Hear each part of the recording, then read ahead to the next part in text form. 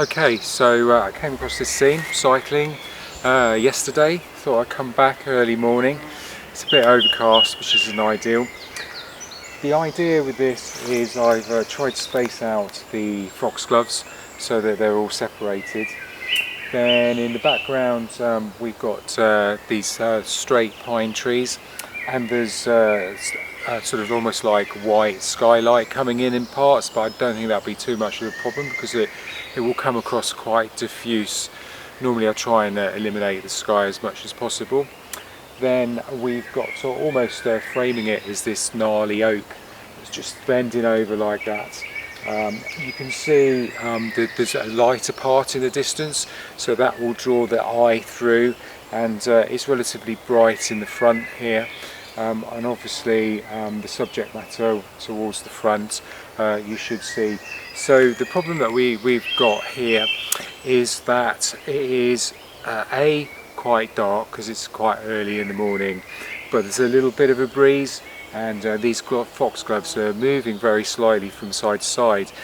So to eliminate that, I've had to crank the ISO up to 800, but even that's not enough, because at the end of the day I've had to reduce the f-stop down to f4.5, and although I'm shooting with a relatively wide lens, f4.5 in this scene isn't going to be good enough to get the whole of the scene in focus, which is what I want to do in this case.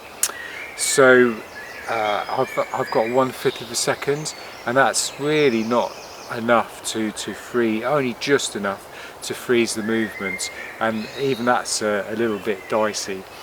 So we'll do the focus stack and see how it works, but the reality is you probably have to come back another day.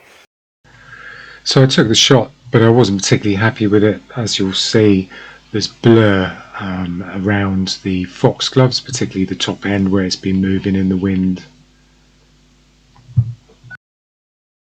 So we're back, following day.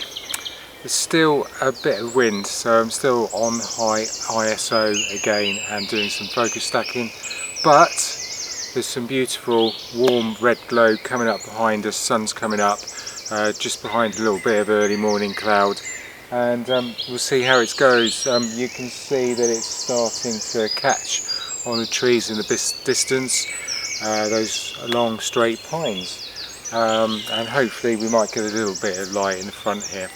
I don't know, we'll see how it goes.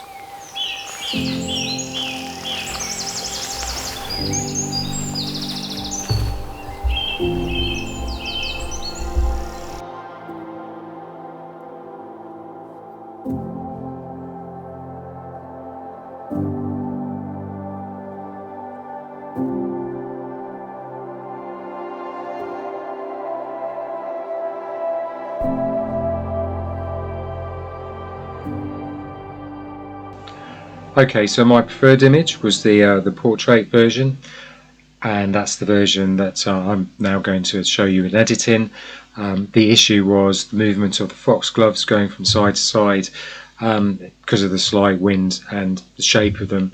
So the fern stayed tack sharp, but not the foxgloves, and I knew that was going to be the case. So now, just a few minutes it will take for me to show you how to deal with that issue, and it is a manual masking process, which I'll explain why it's the only way that you can do it.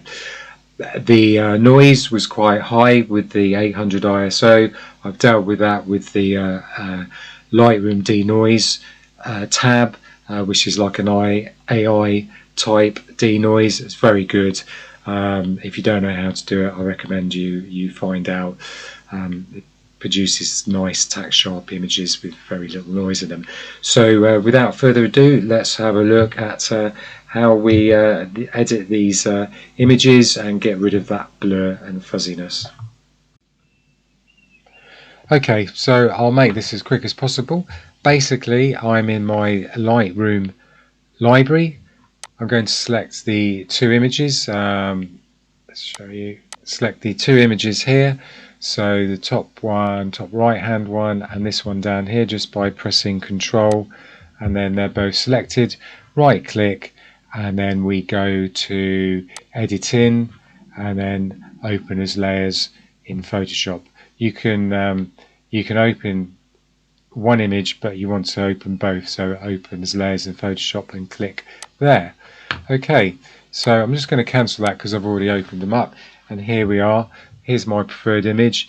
It's open in Photoshop, and you can see on the right hand side here we've got the two images stacked one above the other. Now I'm going to show you very quickly what the issue here is. If I zoom in, and I'll just centralize that a little bit so you can see clearly. If I click on and off, you can see them moving, and that's what the real issue is. So the one on the right hand side here, this is nice and sharp, tack sharp. The one on this side, on the left hand side, is not. The reason that one of the foxgloves is sharp and the other foxglove isn't sharp is because they're two different images, and on each of them one of the foxgloves was moving and one wasn't. So one's sharp on one image but not the other. So the layer below is sharp for one of the images but not the other. So we need to correct that and put them together as one. So the way that there's two ways to deal with this. We can automate this, and I'm going to quickly show you how it can be automated in Photoshop. So you need to highlight both of them, make sure they're both selected in the layers panel, the bottom right hand side, and then you come up to edit. And then if I hadn't used a tripod, I'd align the layers, but the way this was always going to work, I needed a tripod, so I don't need to do that. And then you click very simply the blend layers here, come up with a dialog box, stack images, and the bottom hand one here, just make sure that's ticked and press OK. Probably about 30 seconds later or so, depending on how fast your computer is, you can see it's come up with masks that is automatically generated what it thinks should be right, and this is the image created at the top.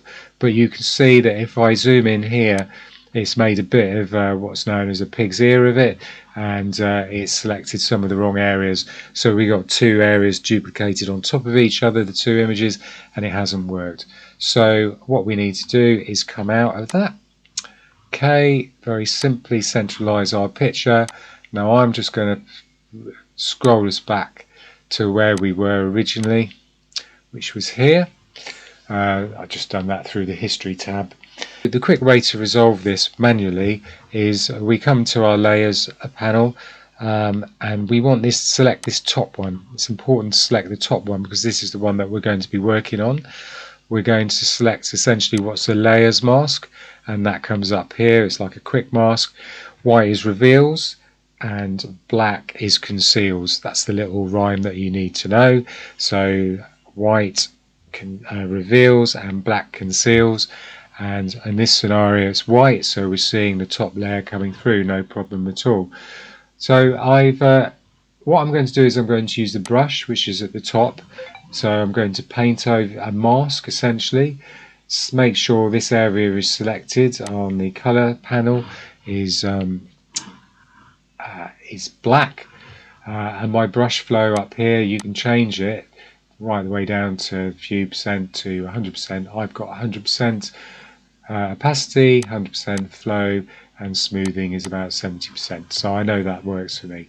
So all I need to zoom in the area, and we know that this one is sharp because that's the top layer. If we turn it off, you can see it goes unsharp, and then as we turned it back on, and we can see this isn't sharp. So all I'm going to do very simply is use this brush, and I can change the size of the brush, but that's the size I'm going to use now, and I just start painting 100% black on here, and it conceals, and so at the end of the day we get the other image that's below coming through and showing on top. I think that's the way around it works, but anyway, that's how that's working. So the other layers now coming through just in that area for sharpness, because we knew it was sharp in that area. There you go.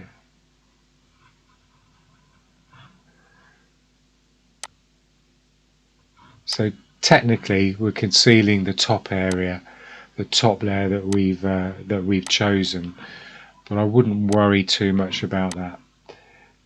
If you're having problems, just a bit of trial and error will do it. And there you go. It's pretty much done. It's as sharp as I'm going to get it there.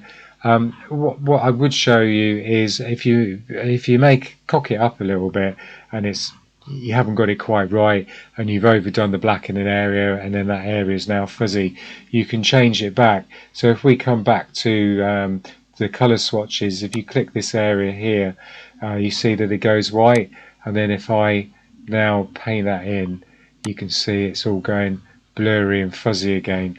And then to get it back again, I change it to black and then I paint that back in, and there we go. And that is it really. At the end of the day, that's my final completed image. I'm happy that the foxgloves are now pretty sharp, as sharp as I'm going to get them in the circumstances. And it's just really topping and tailing it. Here I would put a bit of Gaussian blur and what's known as the Autumn effect onto it, and maybe change the histogram a little bit, and that's the finished image.